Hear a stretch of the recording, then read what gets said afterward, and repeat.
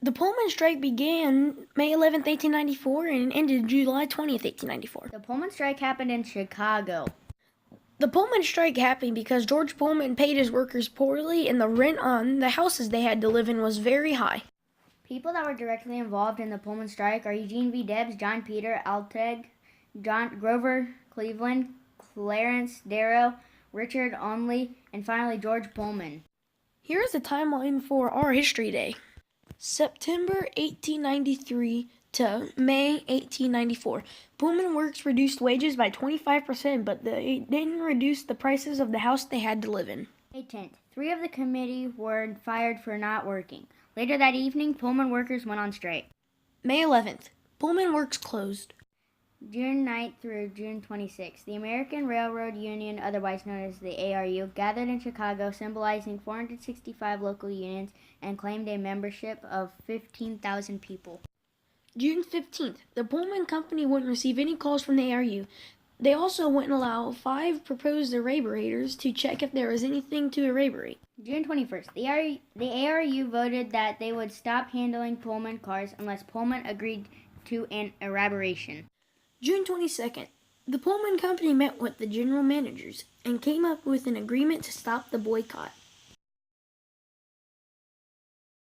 June 26th. The boycott and accompanying strike started to spread very quickly as General Managers Association began to discharge men who wouldn't switch to passenger trains with Pullman cars.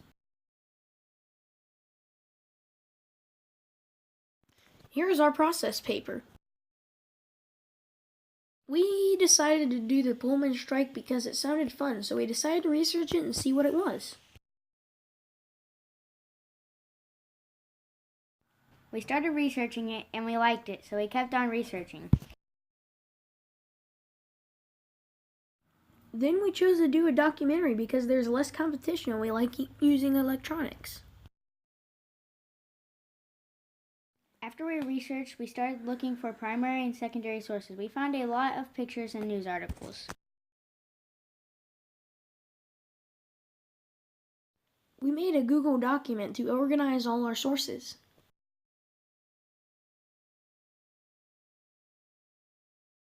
After that, we started organizing the times, dates, and places.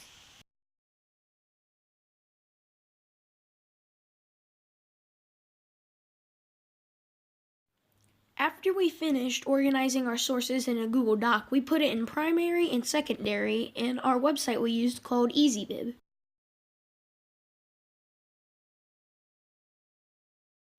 We edited our research to make it sound better and more professional. After we edited our research down, we started making our title page. We started thinking about what we were going to say for our, obviously, document.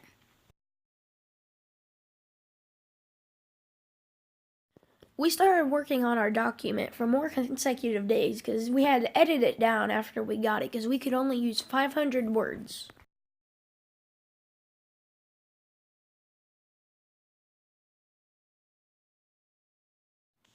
After that, we linked all of our EasyBib to a Google Doc so it would look nicer and it automatically sorted it out other than primary and secondary sources. Then we organized our primary and secondary sources into stuff like newspapers, websites, letters, photos, and that's it.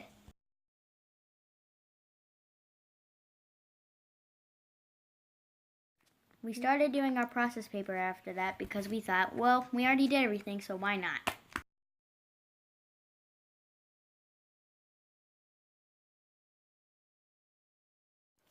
After we did the process paper, we started working on editing the video and putting our voiceover in.